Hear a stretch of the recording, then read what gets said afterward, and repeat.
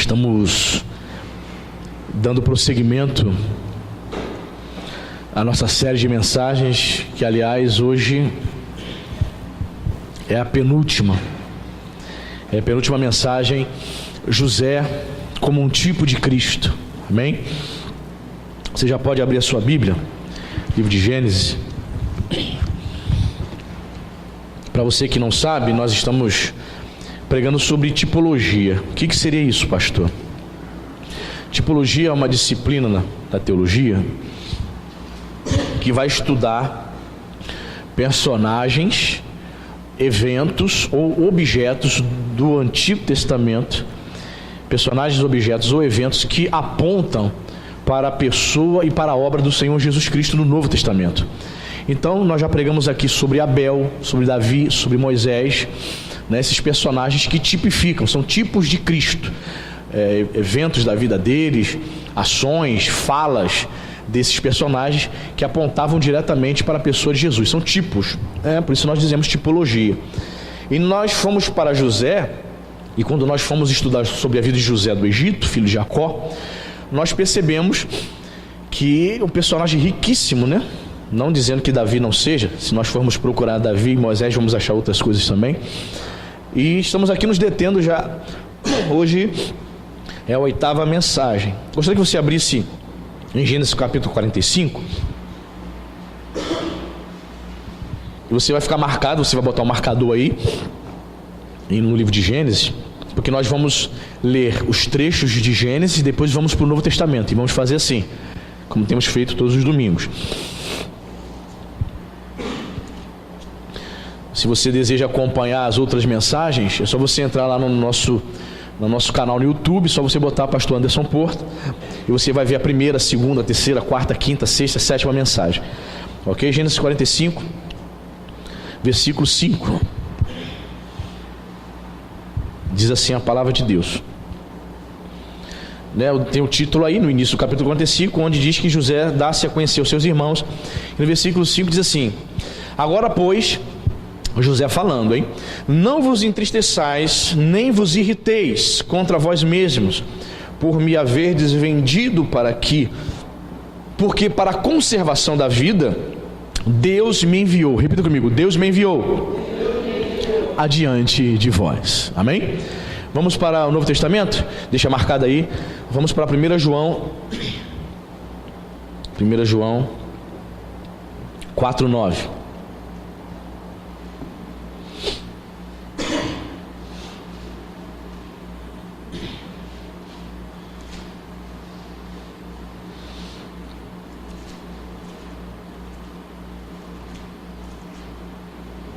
Primeiro João,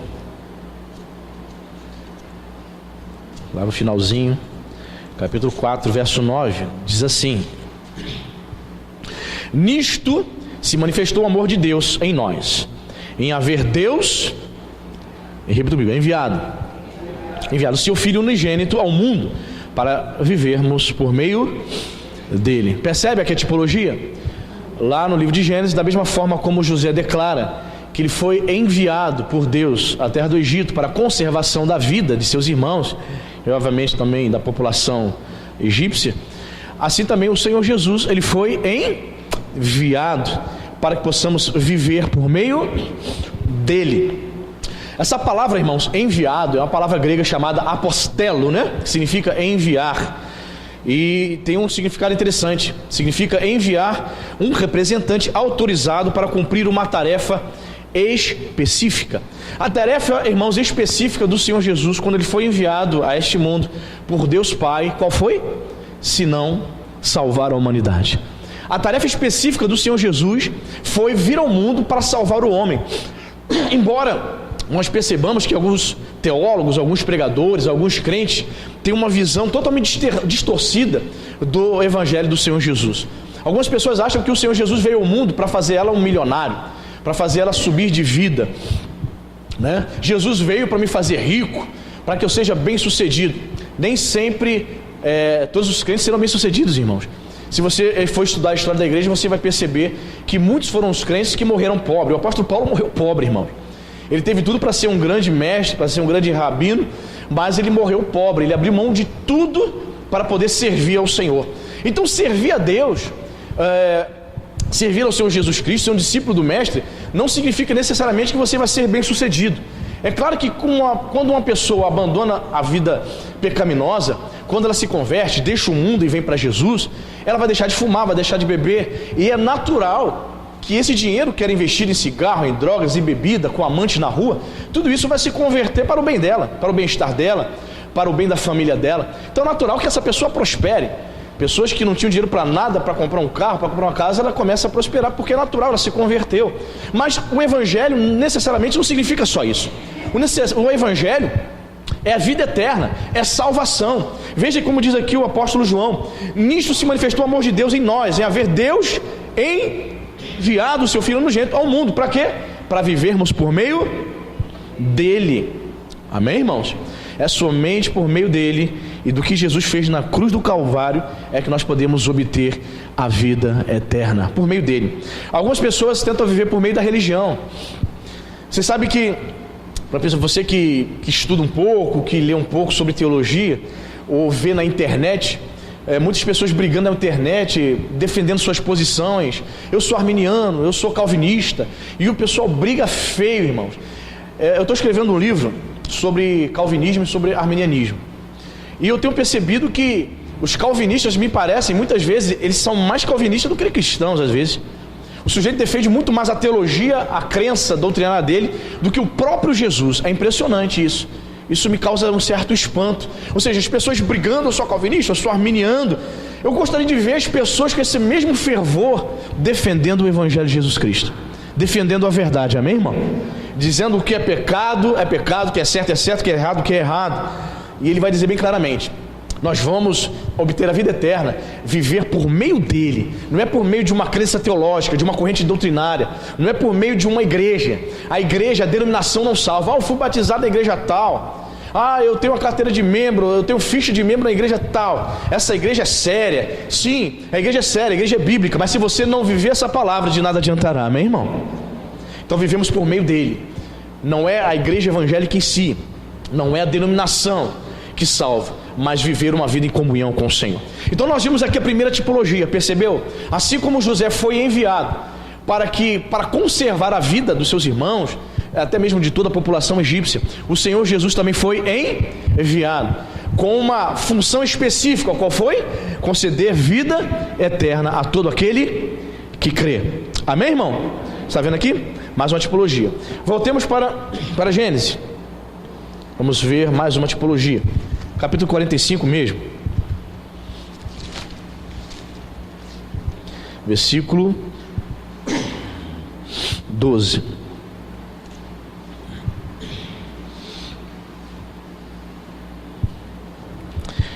Diz assim a palavra de Deus: eis que vedes por vós mesmos, José falando, né?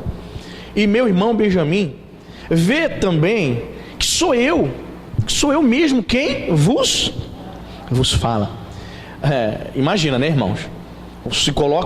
Tenta se imaginar, se colocar no lugar dos irmãos de José. Você acha que o seu irmão está morto, no mínimo morto, ou no mínimo como um escravo, e você está conversando, dialogando ali há dias, há meses, com um indivíduo que é o segundo depois de Faraó no Egito, com todo o poder e autoridade, e você sequer, nunca poderia passar pela tua cabeça, quem estava conversando com você ali o tempo todo era o seu próprio irmão. E José se dá a conhecer. Como é que estava a cabeça dos irmãos de José ali? A ficha não tinha caído. Então ele fala: vede que sou eu. Você não está acreditando, não? Eu não sei se você já viu algum filme sobre José, a vida de José.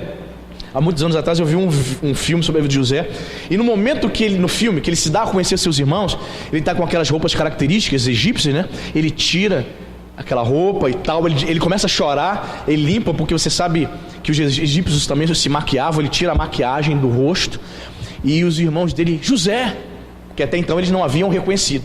Então ele faz questão de dizer: veja, sou eu, estou morto não, estou aqui, vede, sou eu que vos fala. Vamos ver algo semelhante também em Jesus?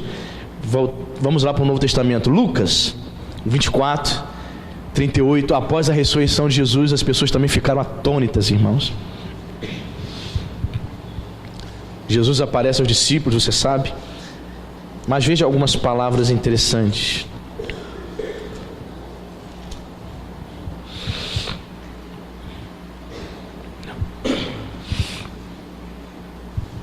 É Lucas 24, verso 38.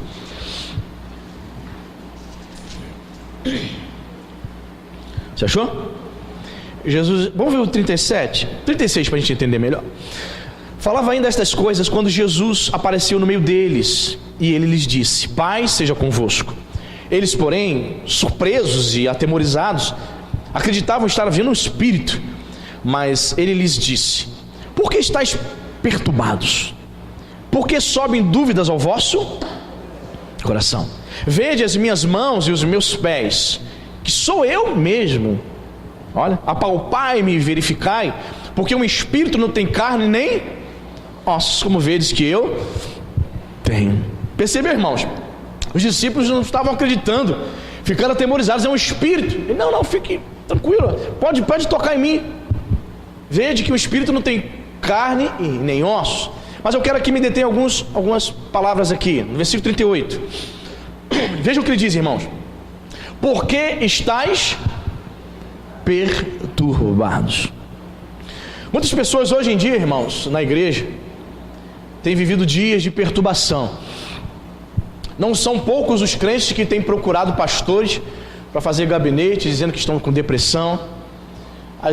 Muitas vezes o pastor não crê na palavra que ele prega de púlpito, aí ele encaminha para o psicólogo. Nada contra psicólogo, tá? Se você é psicólogo, se você tem amigos psicólogos, mas eu ainda sou do tempo que Jesus ele pode curar uma pessoa com depressão. Eu ainda creio que uma pessoa sendo ministrada pela palavra e pelo poder de Deus, ela pode ser curada da depressão. Você pode procurar um psicólogo, nada contra você procurar um psicólogo, mas eu ainda creio que Jesus ele pode curar. Pastor, Deus pode usar um psicólogo? Sim, creio que sim. Porém, eu penso que se eu creio na palavra de Deus, eu vou me apegar à palavra de Deus, irmãos. Ok? Muitas pessoas perturbadas. Por que estás perturbado? E a perturbação tira a paz. Quando Satanás tenta perturbar a tua vida, tenta provocar alguma situação na tua família, na tua vida espiritual, na tua vida financeira, o único intuito dele é tirar a sua paz, fazer com que você fique perturbado. Se coloque no lugar dos discípulos. Para eles, Jesus estava morto, eles estavam trancafiados dentro de uma casa, eles estavam com medo de perseguição, acharam que seriam presos, eles achavam que seriam presos e seriam mortos, porque Jesus havia sido morto. Vão fazer a mesma coisa com os seus discípulos. Estavam com medo. Aí Jesus aparece do nada: Paz seja convosco. Meu Deus do céu. Eles devem ter ficado atemorizados. Diz o texto que ficaram. Que isso? E Jesus diz: Não fique perturbado. Por que vocês estão perturbados? Por que vocês estão sem paz? Por quê? Essa pergunta Jesus faz para muitas pessoas hoje em dia. Satanás ele quer tirar a paz do crente, irmãos. Satanás quer que o crente fique perturbado. Os discípulos eram servos de Deus, sim ou não? Mas eles estavam perturbados. Quando nós estamos com a nossa fé lá embaixo, quando nós não estamos crendo na graça de Deus, quando deixamos de crer nas promessas de Deus, é possível que um crente fique perturbado. E somente a graça de Jesus para trazer paz ao nosso coração, amém, irmão? Somente a presença dele. Quando Jesus aparece, eles ficam mais tranquilos. Por que vocês estão perturbados? E interessante, ele vai dizer: Por que sobem dúvidas ao vosso? A dúvida aniquila a fé, irmão. A dúvida anula a fé. E Jesus pergunta: por que sobem dúvidas? Eles estavam vendo Jesus estava diante deles, em carne e osso, um corpo glorificado, amém, irmão? Mas eles estavam o quê? Em dúvida. É Ele mesmo? Quantas vezes nós estamos seguindo Jesus? Você está ouvindo mensagem domingo após domingo, mas acontece coisas na sua vida que você fica em dúvida. Você recebeu uma cura, você vê uma cura, um milagre, a libertação do irmão, você vê Deus agindo, trabalhando na sua vida, e muitas vezes nós ficamos com dúvidas, porque algo aconteceu, algo que nós não esperávamos. Os discípulos não esperavam ver Jesus ali, por isso eles ficaram em dúvidas. Era para eles se alegrarem, irmãos. Era para eles dar um salto de alegria. Que bom, Jesus ressuscitou, ele apareceu. Mas é interessante, Jesus está diante deles e eles ficam em dúvidas. A mensagem de Deus está sendo pregada, Jesus está se manifestando na vida do povo de Deus, e muitas vezes o povo de Deus fica com dúvida no coração. E a dúvida é terrível, né, irmãos? A Bíblia vai dizer que sem fé é impossível agradar a Deus. A dúvida ela provoca falta de fé. A dúvida, Jesus está trabalhando, Jesus está falando conosco e a gente está com o coração, a dúvida subindo, nessa expressão, achei muito interessante. Sobem dúvidas no coração, a gente não acredita. É interessante porque eles achavam, algo doutrinário que eu vou falar agora, eles achavam que estavam diante de um espírito, né? Diz o versículo 37, acreditavam estar vendo um espírito. Mas Jesus havia ressuscitado, ele estava com um corpo glorificado. Aí o verso 39, eu achei interessante isso. Ele diz, vejam as minhas mãos e os meus pés, que sou eu mesmo. Apalpai e me verificai, porque um espírito não tem carne nem ossos, como vede que eu... Presta atenção, irmãos, interessante isso, ó. Jesus estava com seu corpo glorificado, sim ou não? E ele vai dizer que esse corpo glorificado tem carne e tem... Ele falou carne, osso e sangue? Sim ou não? Ele mencionou o termo sangue? Não. Então aprendemos aqui pela palavra de Deus que um corpo glorificado só tem carne e ossos, não tem sangue. A gente aprende pela Bíblia que o sangue, ele é vida. Uma das razões pela qual Deus no Antigo Testamento proíbe o ser humano consumir sangue de animais, porque o sangue representa vida. Aí o que você aprende por esse texto aqui?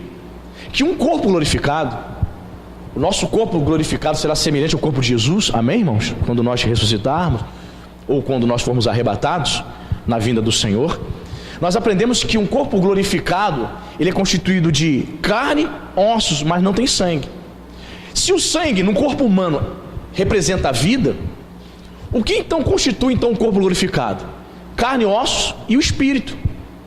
O nosso espírito será glorificado, o corpo glorificado será sustentado pelo próprio espírito. Você entende isso? Ele não diz aqui, é interessante isso, vede que o espírito não pode ter carne nem ossos. Pastor, como é que é isso, pastor? Carne e ossos glorificado, um corpo glorificado? Pois é. Diz a Bíblia que o nosso corpo será semelhante ao de Jesus. Um corpo glorificado, mas constituído de carne e de ossos. Não era o espírito. Irmãos, presta atenção nisso. Sabe por quê? Porque certa vez um irmão, muitos anos atrás, chegou para mim e falou assim: pastor, Jesus ressuscitou em espírito, né? Eu falei, como assim, irmão? Não, foi só o espírito que saiu da tumba. Eu falei, não, irmão, a fé cristã ensina que Jesus ressuscitou corporalmente. O corpo de Jesus ressuscitou. A prova está aqui. Jesus diz, apalpar-me, toca na minha mão, toca em mim. Vocês vão ver que o espírito não tem carne e nem ossos. Então o corpo glorificado não tem sangue. Ele não fala carne, ossos e sangue. É só para você ter uma compreensão. A Bíblia não é muito clara a respeito disso, mas diz que o nosso corpo glorificado não será constituído de sangue, mas de carne e de ossos. Pastor, como é que é isso, uma carne glorificada? Pois é, Jesus ressuscitou glorificado, com o corpo ressurreto. Jesus ressuscitou em glória. Não era o espírito. É interessante que no início da igreja primitiva havia um grupo chamado de gnósticos, né? Eram os docetistas. Eles ensinavam que Jesus havia ressuscitado em espírito, não corporalmente. Mas a Bíblia ensina claramente que Jesus ressuscitou corporalmente. Amém? As pessoas podiam tocar nele quando ele aparecia. Toque aqui. Depois você vai ver lá em João Tomé fazendo isso, ok? Então, fica bem claro aqui para nós. Nessa tipologia, vimos José, ele dizendo para os seus irmãos, sou eu mesmo que vos falo. Os irmãos achavam que eles estavam mortos. Os discípulos também acharam que Jesus estava morto. Jesus teve que aparecer para eles e dizer, sou eu mesmo, toca. Amém? Segunda tipologia. Terceira, voltemos lá para Gênesis 45.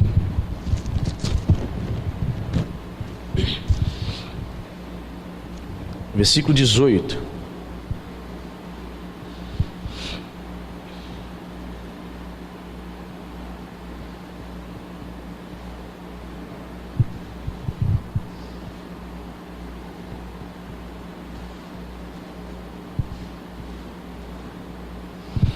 Uma declaração aqui de Faraó para José. Diz o texto, 45:18, tomai a vosso pai e as vossas famílias e vinde para mim, dar-vos-ei o melhor da terra do Egito e comereis a fartura da terra. Ok? Temos aqui então Mateus 11:28. Vamos para o Novo Testamento.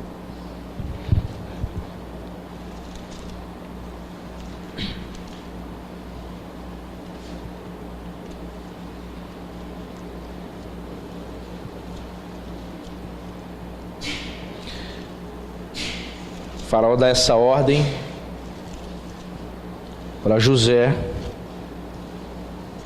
trazer seus pais, toda a família em definitivo para o Egito, para que eles pudessem ser sustentados naquela terra. Em Mateus 11:28, nós vemos aqui esse convite de Jesus, o convite tão famoso, né, de Jesus, onde Jesus vai dizer: vinde a mim, todos os que estáis cansados e sobrecarregados, e eu vos aliviarei. Um dos versículos mais usados para evangelismo, né? Venham até mim. O que as pessoas estavam cansadas naquela época, irmãos? Quando Jesus ele faz esse convite aqui, do que as pessoas naquela época estavam cansadas?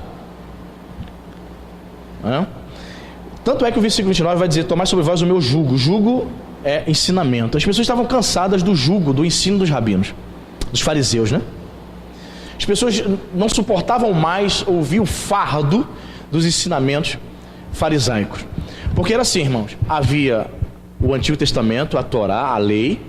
Os fariseus faziam o seguinte: eles pegavam a lei, faziam uma interpretação que tornava a religião um fardo pesado. Jesus acusa os fariseus, os líderes religiosos, de atarem fardos pesados que eles mesmos não conseguiam carregar. Então, veja bem, as pessoas estavam cansadas da religião, não da lei da palavra de Deus. Interessante isso, né? As pessoas estavam cansadas não da lei da palavra do Senhor, porque Jesus, ele não desconstrói a lei. Jesus, ele não destrói, ele diz: olha, todo o Antigo Testamento eu rejeito. Não. Ele consegue pontuar e interpretar corretamente. Perfeito? Por isso que ele vai dizer: venham todos a mim, todos vocês que estão cansados, sobrecarregados, e tome sobre vós o meu jugo. A partir de hoje, aprenda através de mim, porque vocês não vão ter vida, vocês não terão vida abundante.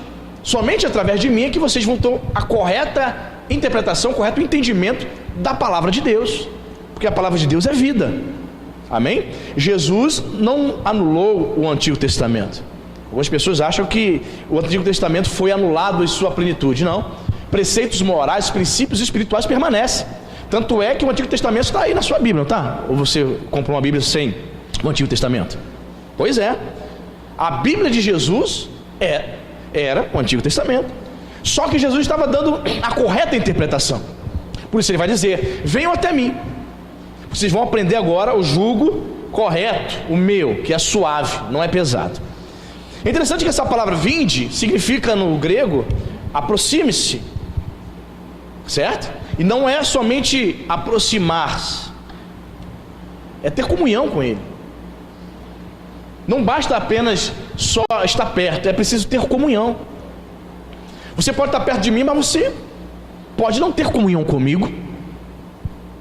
O que eu quero dizer com isso? Às vezes a pessoa vai até a igreja, ela vem até a casa de Deus, só que ela não consegue ter comunhão com Deus, ela não pratica. Você está entendendo? Muitas pessoas estavam ouvindo ali o mestre, só que elas não conseguiam praticar a palavra de Deus. Certo irmão um dia chegou para mim e falou assim: pastor, aquela moça que estava vindo na igreja nunca mais veio, né? Eu falei para o irmão assim: é algo natural, infelizmente, na vida cristã. Você vai ver muito isso. Pessoas que vêm 1, 2, 3 vezes, você dá atenção, você ministra, você ora, você atende, você ajuda, dá uma cesta básica, aconselha e nunca mais volta. Acontece. A palavra de Deus foi ministrada, só que ela não abriu o coração para que aquela palavra produzisse fruto. Mas outros casos, Acontecem também. A pessoa vem, ouve a palavra, pratica, é liberta, deixa Jesus entrar na vida dela, se firma e se torna uma bênção. Você entende, irmão? Então esses tipos de pessoas existem. Quando Jesus faz esse convite aqui, vinde a mim, veja bem, vinde a mim todos. Jesus não fala alguns. Jesus não diz somente os líderes religiosos, somente os camponeses, os agricultores. Jesus diz, vinde a mim todos. Você acha que todos foram? O que você acha, irmão? Todos acataram? É claro que não, né, irmão? Nem todo mundo acata o convite. Não basta só ir, tem que se aproximar, tem que ter comunhão com Ele. Esse vinde a mim é um relacionamento pessoal. Veja a declaração para José: vinde a mim, pode trazer, vem para cá, vem para o Egito, você vai ser sustentado. Todas as terras vizinhas ao Egito era fome, vem para cá, eu vou sustentar com você.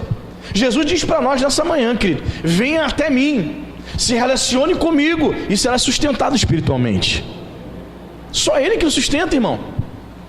É Jesus.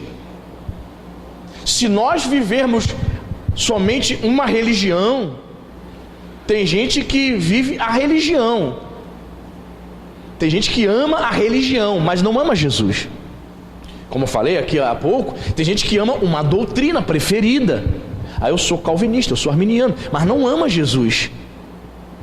Percebe?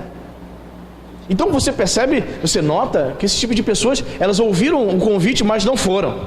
Muitas pessoas nesse tempo aqui, irmãos, ouviram o convite, mas não foram até Jesus. Ele diz o seguinte: vinde a mim, cansados e sobrecarregados, que ele promete fazer o que, irmão? Trazer alívio, né? Essa palavra no grego significa dar descanso, refrigerar. É interessante que a palavra Shabat, no hebraico, você sabe que o significado é o que? Descanso, sábado. Shabat é de sábado, né? Significa descanso. E como eu já preguei aqui outras vezes, ensinei para você, por que nós cristãos, nós não guardamos o sábado? O adventismo do sétimo dia é uma seita, porque eles guardam o sábado. Um preceito que esse foi abolido, porque a guarda do sábado era algo restrito para Israel, não para nós, a igreja.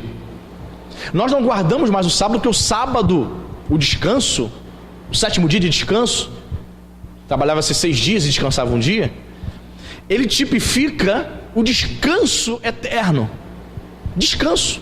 O Shabat do crente, o nosso Shabat é Cristo.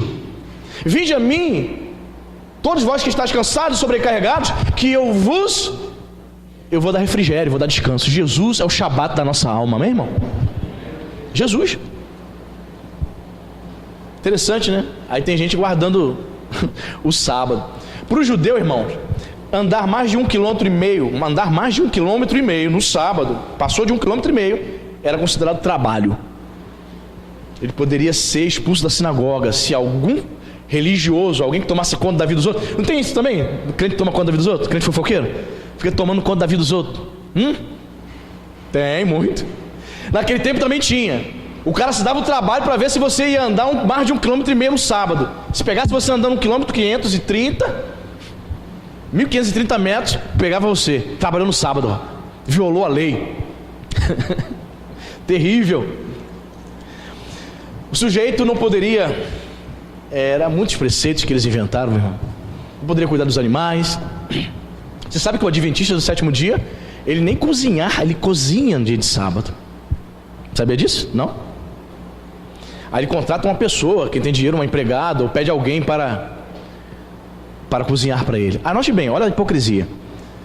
Se eu sei que algo é pecado, eu não faço. Anderson, por que você não faz isso? Anderson, foi porque é pecado. Gilmar, faz para mim. Ué, tá entendendo? Cozinhar dia de sábado é considerado trabalho. Seria um pecado para mim, que sou um adventista fiel.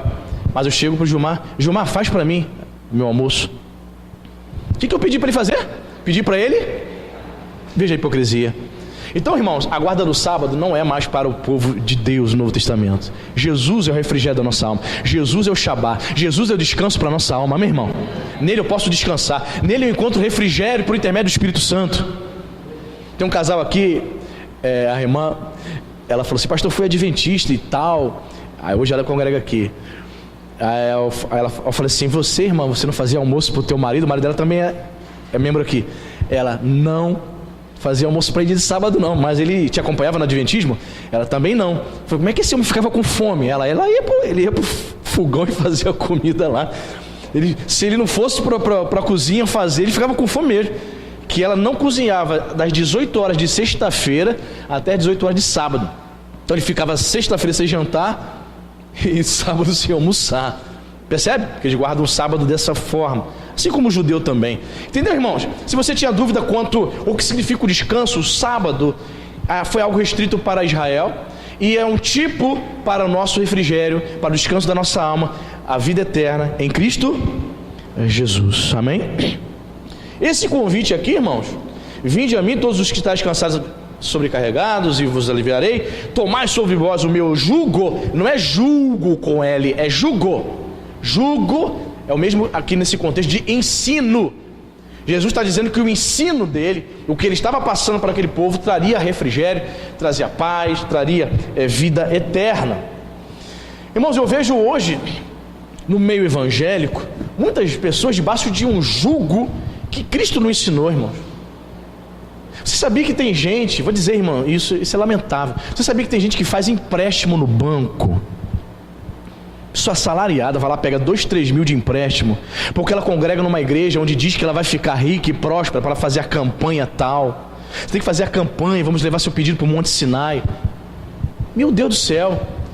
Porque o pastor diz que a vida dela vai mudar financeiramente, ela não tem nada. Ela vai lá no BMG, não é isso? Banco BMG, onde a maioria dos aposentados e pensionistas fazem empréstimo. Ainda vai lá e pergunta, eu tenho crédito ainda, eu tenho margem, não é isso que diz? Tenho margem aí para pegar uns 2 mil. Só pega os 2 mil de empréstimo por 3, 4, 5 anos para descontar do salário mínimo dela, 200, 300 reais, para entregar, porque o pastor prometeu que ela vai ficar rica, que ela vai arrebentar a boca do balão. Meu Deus, sabe o que é isso, irmão? Um jugo, um ensinamento que Cristo não nos deixou, irmãos. A fé não pode nos trazer culpa. A fé verdadeira não traz um jugo pesado que te faz viver dessa forma, oprimida pela religião. Que isso? Onde já se viu, irmão? Aí a pessoa vai lá, a pessoa chega desesperada, não tem cesta básica, está passando uma necessidade. Eu estou passando necessidade. Aí nessas igrejas o pastor vai dizer o seguinte: você está passando fome? Pega tudo que você tem, eu não sei, tem nada, né? Vende lá alguma coisa, sua televisão, seu smartphone, e dá o tudo que sua vida vai mudar.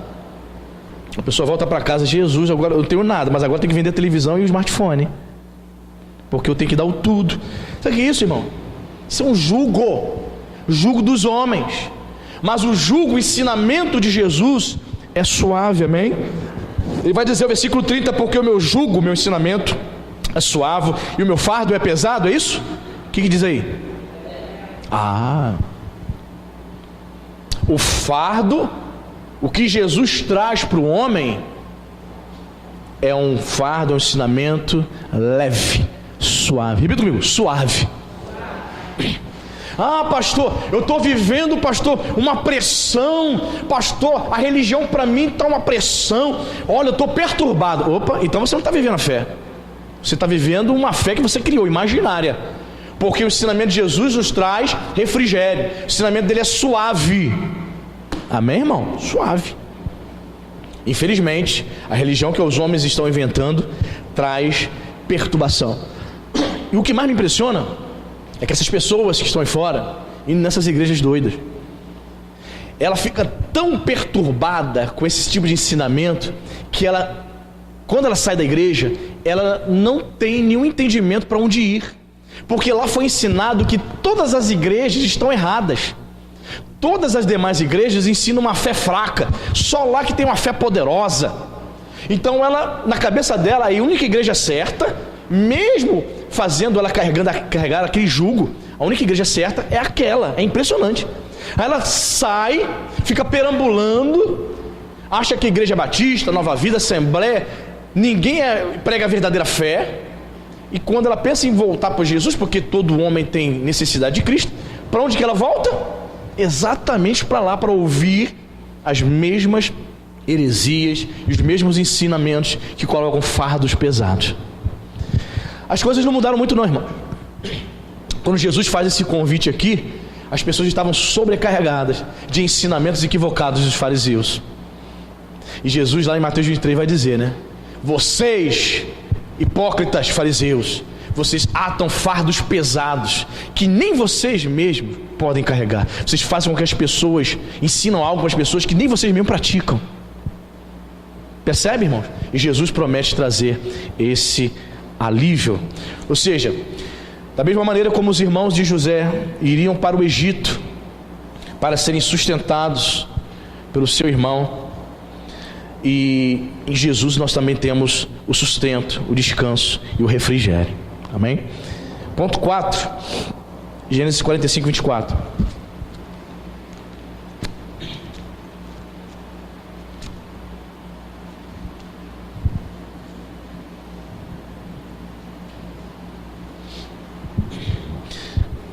E diz assim: e despediu seus irmãos.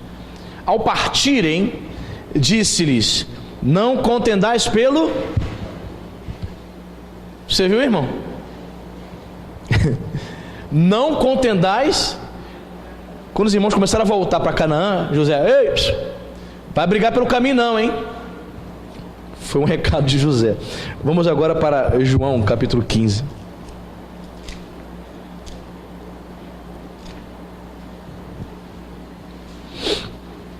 Evangelho de João 15, 14.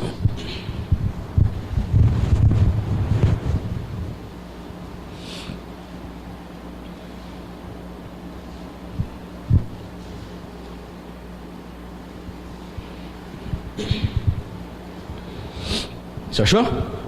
Amém? João 15, 14 diz assim: vós sois meus amigos se fazeis o que eu vos... Verso 17: isto vos mando, que vos ameis uns... Você percebeu, irmãos? O conselho de José serve para nós também, né? Jesus deu um conselho aqui para o discípulo: olha, vocês serão meus amigos se vocês fizerem o que eu mandar. E outra ordenança eu te dou, que vocês amem uns aos outros. Vocês precisam se amar. É interessante que José dá esse recadinho para os irmãos deles: ó, não vai brigar no caminho, na volta.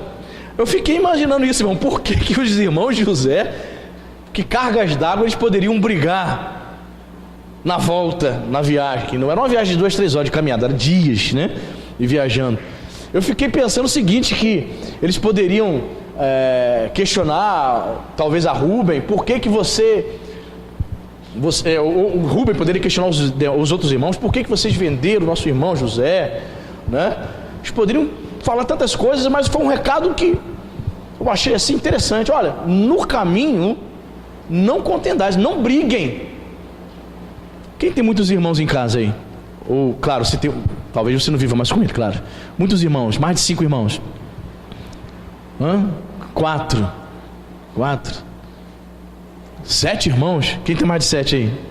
5? Quantos irmãos? 11? Tinha muita briga, irmã Rita? Olha, eu tenho mais 2 irmãos, 3 meninos. Irmãos, houve uma fase lá em casa que era terrível, irmãos. Briga de dar soco um no outro. 12, 13, 14, né? Eu com 14, o outro com 12, o outro com 10. Mas era briga de se pegar. Minha mãe vinha lá da cozinha, só ouvia assim, ó, buf, buf. Eu dando soco nas costas do meu irmão, buf. Meu irmão, aí meu irmão também vinha, buf. Perdi até o ar. Minha mãe: vai matar ele. Briga de irmãos, né? Claro, a gente foi crescendo, foi parando com isso. Infelizmente muitos irmãos ainda hoje brigam, né? Adultos, casados, brigam por causa de divisão de terra, de terreno, de casa que o pai deixou, bens, herança. Briga porque mora tudo no mesmo quintal, porque os filhos brigaram, né? A mãe toma a dor mesmo do filho, fica sem falar com a outra. Estava vendo entrevista de um jogador, foi ontem. O jogador foi o Zé Elias estava na ESPN. Ele jogou no Corinthians. Ele falou que desde garoto corintiano roxo, ele e a mãe dele. Vai vendo. E a tia dele palmeirense roxa. A mãe de Zé Elias, corintiana roxa, ligou para a irmã palmeirense e falou assim: você vai ver o seu sobrinho estreando hoje no profissional do Corinthians, na televisão? Liga aí, vai torcer para quem? A irmã falou assim: ó, me desculpe, vou torcer para o Zé Elias jogar menos e torcer para o meu Palmeiras.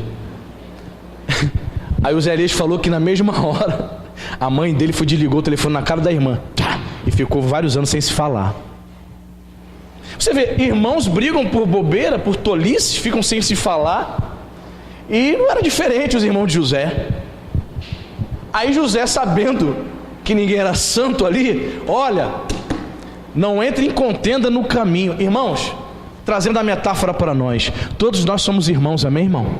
Pertencemos à família de Deus. Nós estamos no caminho rumo ao céu, amém, querido? E Jesus diz: devemos amar uns aos outros. E isto vos mando, que vos ameis uns aos outros. Verso 14: se vocês são os meus amigos, vocês vão fazer o que eu vos mando. Se você não obedece ao Senhor, se você está entrando em atrito, se você vive brigando com o irmão, não fala com o irmão, não fala com a irmã, ah, pastor, não dou mais confiança, eu só dou essa parte do Senhor, bem, mas que isso, irmão? Não entre em contenda no caminho, querido. Você não está no caminho? Você não está caminhando rumo às mansões celestiais, rumo ao céu? Por que você quer brigar com o irmão? Olha, tem uma senhora aí, você deve ter visto já no Zap, ela tem canal de YouTube, o pessoal manda, né, como fosse uma senhora moreninha, não sei se quantos já viram, o pessoal manda, acha engraçado, ela entra, grava um vídeo dizendo assim, por exemplo: você, irmã fofoqueira do coral, você que chega atrasado no culto. Ela começa a falar: eu vou pegar você pela gola. Ela fala algumas verdades, mas deixando a carne totalmente tomar conta dela. Ela: você que chega atrasado no culto, eu vou pegar você pela goela. E o pessoal ri e tal. Eu não sei, ela não é meio certa da cabeça não, irmão. Não, tem probleminha. Porque, veja bem, note o que eu vou falar para você. Eu posso chegar para você no amor e dizer: irmãos, evite chegar todo culto atrasado. Evite, não é bom. Você precisa louvar a Deus. Não gosta do louvor, não? Chegue no horário. Ainda mais o irmão que tem compromisso, né, na obra de Deus. Eu não posso dizer que eu vou pegar você pela goela, vou te bater, te dar uma coça. Que isso, irmão? Isso não existe. Não existe. Nós temos que amar uns aos outros. Não entre em contenda no caminho. O crente precisa fugir de contenda. Isso nós só conseguimos se nós amarmos uns os outros, irmãos. Nessas eleições, quantas pessoas brigaram no Facebook, irmão? No WhatsApp. Olha os grupos de família do WhatsApp. Fulano saiu porque ia votar no Haddad e outro no Bolsonaro. No grupo da família que eu estou, não, na boa, fomos ali colocando algumas questões ali. A minha prima entrou, ela não aguentou argumentar. Ela falou: gente, estou saindo do grupo, volto depois das eleições. Aí minha prima, que é administradora, falou: Anderson, ela tentou voltar depois das eleições. Falei: agora vai voltar mais não. Falei: que isso, você fez isso? Ela fez, não vai voltar mais não. Tinha que aguentar ali a pressão. Irmãos, temos que vigiar muito, sabe por quê? Porque às vezes numa brincadeira, numa discordância política, teológica, numa discordância de opinião, uma discordância de opinião, você pode brigar com o irmão, ficar sem se falar, e isso não agrada o Espírito Santo. Não contende no caminho, não contenda, não brigue. Quem ama o próximo não vai ficar sem se falar. Você não vai ficar sem falar com o teu irmão. Você vai se reconciliar. Eu não estou dizendo também que você é obrigado a pegar essa pessoa e colocar dentro da tua casa todo dia para tomar café com ela. Não é isso que eu estou falando. Mas você tem que manter o relacionamento de irmão. Não pode cortar relacionamento. Eu vou cortar relacionamento agora. Não fala mais com fulano não, pastor. Ué, tu é crente não? Se desconverteu, irmão? Isto vos mando, verso 17, que vos ameis uns aos outros. Tem muito irmão brigando aí, querido. Jesus, olha, tem uma galera que brigou na época das eleições aí, que não voltaram a se falar não, irmão. Irmão, eu vou além. Eu vou além para te dizer o seguinte, que eu conheço. Pai e mãe votaram em Bolsonaro, crente. Pai e mãe, vai vendo, votaram em Bolsonaro. Filho votou em Haddad. Durante as eleições, durante a campanha, não sei quem excluiu quem, próprio filho não faz mais parte do hall de amigos do Facebook dos pais. Filho casado já, tá? Em família constituída. Eu fiquei a pensar assim, Senhor. Eu falei, Cíntia, como é que isso pode? Pode isso, Cíntia? Os três, pai, mãe, filhos, se dizendo crentes, brigando na internet, os três, pai, mãe, votando em Bolsonaro, filho defendendo Haddad, de modo que os três romperam o relacionamento no Facebook. Por que você excluiu o outro do Facebook? Para o outro não ver mais as suas postagens, não é isso? Bem, teoricamente falando.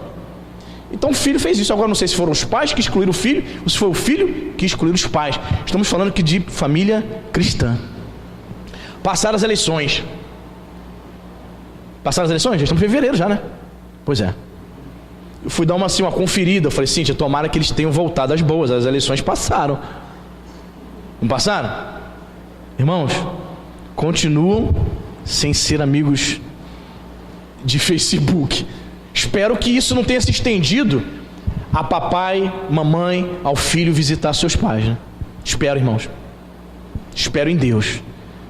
Porque isso, irmãos, por causa de política, por causa de posição teológica, por causa de alguma opinião, você romper relacionamento com seus pais, ou os pais romper relacionamento com seu filho. Na história eu não sei quem rompeu com quem, mas isso me deixou muito triste. Eu conheço a família, pessoas crentes, e eu fiquei, pode isso? Não pode, irmãos. Note que nós crentes do século 21 estamos tendo dificuldade de praticar a palavra. Coisa simples, né? Amar o irmão, não contenda no caminho. As pessoas não estão obedecendo. Que Deus possa mudar os nossos corações, amém, irmãos? Tem gente que vive brigando por qualquer coisa. Meu Deus, você como gosta de uma briga, de uma contenda? Deus que me perdoe. O amor, diz aqui o verso 17, né? Isto vos mando. O amor, irmãos, é uma ordenança, amém? O amor é uma ordenança, não é um sentimento opcional. Pastor, quando eu sentir no coração, já viu já? Quando eu sentir no coração, eu perdoo ela. Pastor, quando eu sentir no coração, nas próximas eleições, eu faço convite para ser meu amigo de novo no Facebook. Não, é uma ordem. O amor é uma ordenança. Isto eu vos mando. Jesus não está pedindo não, irmão. Ele está mandando. Você precisa amar o irmão. Pastor, mas é chato a beça. É uma pessoa difícil, pastor, o senhor não sabe. Essas pessoas é que vai moldar a nossa vida, a nossa fé, sabia? A maneira de Deus nos fazer crescer nem sempre será da maneira como a gente acha que vai ser, que deva ser. Deus coloca essas pessoas na nossa vida para isso, irmão. Para moldar nosso caráter, olha, para nos fazer crente de verdade. A gente só ouve um amém por causa disso, porque é difícil mesmo. Vós sois os meus amigos se fizerem o que eu vos mando. A Bíblia diz que Abraão foi chamado amigo de Deus. Graças a Deus, Jesus estende esse privilégio para mim e para você hoje. Amém? Você pode ser chamado amigo do Senhor. E para a gente poder fechar, Gênesis 45, 26.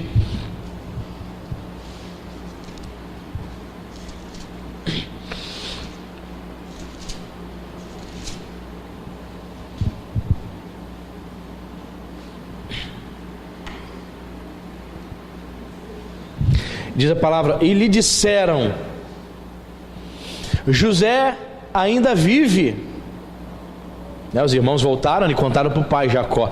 E lhe disseram, José ainda vive e é governador de toda a terra do Egito. Com isto o coração lhe ficou como sem palpitar, porque não lhes deu crédito. Depois de tudo isso, né, foi difícil, né, Jacó acreditar, né? E ficou assim meio, tá vivo? Governador do Egito? Acredito não. Eu só acredito vendo. Jacó é um tipo de Tomé, então. Mas vemos aqui a declaração de que José estava vivo. Atos dos Apóstolos 25:19. Temos aqui uma declaração interessante de Paulo.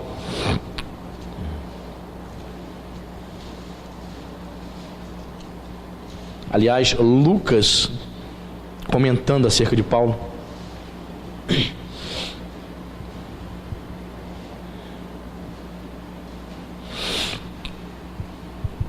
Você achou? Atos 25:19.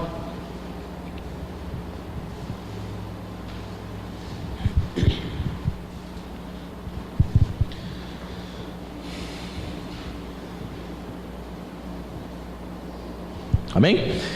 Diz assim: traziam contra ele algumas questões referentes à sua própria religião, e particularmente a certo morto chamado Jesus, que Paulo afirmava estar vivo. Amém? Da mesma maneira que os irmãos de José afirmaram que José estava vivo, nós, como discípulos de Cristo, precisamos afirmar: ele vive, Jesus está vivo. A razão de você estar aqui nessa manhã, irmãos, não é porque você... eu amo tanto o pastor Anderson, vou lá ver o pastor Anderson. Não, você não vai ver, você não vem me ver. Você está aqui adorando o Senhor porque Jesus está vivo. Vamos participar da Santa Ceia agora de manhã. Amém? Porque Ele está vivo. Se Jesus não estivesse vivo, tudo isso aqui seria em vão. Paulo vai dizer isso, né, escrevendo aos Coríntios. Se Cristo não ressuscitou, a nossa fé é vã, é inútil. A palavra vã, no grego, uma palavra grega chamada kenosis, significa vã, inútil, vazio, ou vazia. Uma fé inútil, uma fé vazia. Você sabe esse acidente que teve em Brumadinho? A gente sabe, os bombeiros sabem, a imprensa sabe, só que eles não falam isso na TV por respeito às famílias. Todos nós sabemos, infelizmente, que muitas pessoas não serão encontradas. Mas em respeito às famílias, veja como as notícias são dadas: 100 e poucos mortos, que foram comprovados que morreram, encontraram o corpo, e 200 e poucos em respeito às famílias, bombeiros, e o noticiário não diz que essas pessoas, certamente a maioria já estão mortas. Em respeito às famílias, eu entendo, mas todos nós sabemos que a maioria, se não todas, já estão mortas. Todos nós sabemos que vai chegar o dia, tem uma semana, né, que vai chegar um noticiário dizendo assim: hoje encerram-se as buscas por pessoas em Brumadinho, e vai ficar 200 pessoas desaparecidas, não vão encontrar, irmãos. Já se dissolveram naquelas lamas ali, se decomporam, né? Já foram esse é o termo, se decomporam? Se decomporam, essa é a expressão, o verbo, se decomporam, ali se misturou a lama. Só que a imprensa não fala, mas eu falei, conversando isso com a Cintia em casa, eu falei: poxa, é muito triste um familiar não poder sepultar o seu ente querido, sabendo que ele se mesclou àquela lama perto de casa. Terrível, irmãos, sabe? Terrível. Mas Jesus, ele vive. Você pode ter certeza que Jesus vive pela fé. É claro, se você conversar com um parente, por um familiar, ele vai dizer: não, tenho fé que eu vou encontrar o meu parente, ainda que morto. É uma fé que talvez não se concretize. Mas quando você diz assim: eu creio em Jesus, e eu creio que Ele está vivo, você está se baseando na palavra, na própria palavra de Jesus. Mas bem-aventurados são aqueles que não viram, mas creram. Que bacana, né? Então a Bíblia vai dizer que você é bendito, bem-aventurado, você é feliz, porque a sua fé te faz crer que Ele está vivo. Interessante aqui, né? Prenderam o apóstolo Paulo, traziam contra ele algumas questões referentes à sua própria religião, e particularmente a certo morto chamado Jesus, que Paulo afirmava. Você pode afirmar que Jesus está vivo, amém, irmão? Paulo afirmava. A declaração que Jesus está vivo é essencial para a fé, irmão. Apocalipse capítulo 1, verso 18 diz, Jesus vai dizer, nós lemos esse texto no início do culto, né? Que Jesus, ele está vivo, eis que ele está vivo, e ele tem a chave da morte e do inferno. Na Bíblia, chave é símbolo de autoridade. Jesus tem autoridade sobre a morte e sobre o lugar para onde vão os mortos, o inferno. Olha, só ele, irmão. Presta atenção. Você já ouviu falar assim de alma penada? Fantasma, você já ouviu? Pastor, eu não entro no cemitério meia-noite, eu vou ver uma alma penada. Pastor, eu cuido muito bem da minha sogra, porque eu tenho medo dela morrer, ela voltar e puxar minha perna de noite. Presta atenção, irmão. Crente, ele não acredita em alma penada.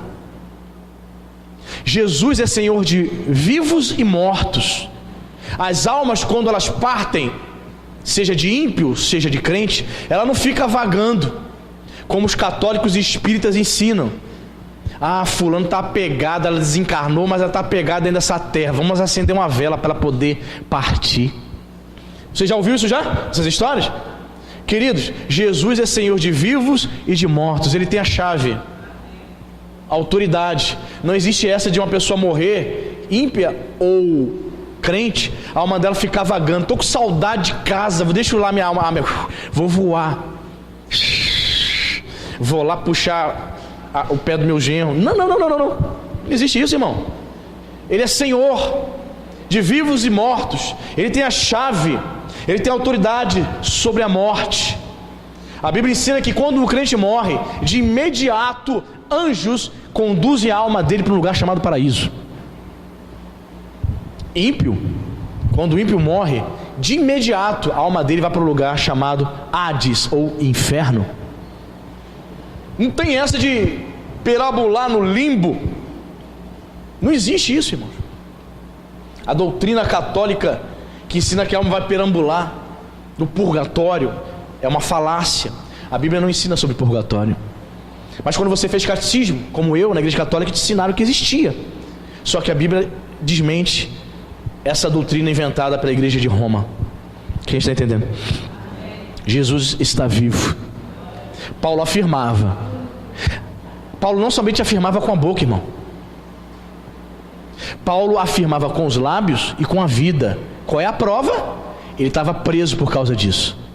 Veja que as autoridades disseram, ele está preso por causa de um certo morto. Para o mundo, Jesus está morto. Como assim, pastor? Eu conheço pessoas lá fora que vão pular o carnaval e acreditam que Jesus ressuscitou.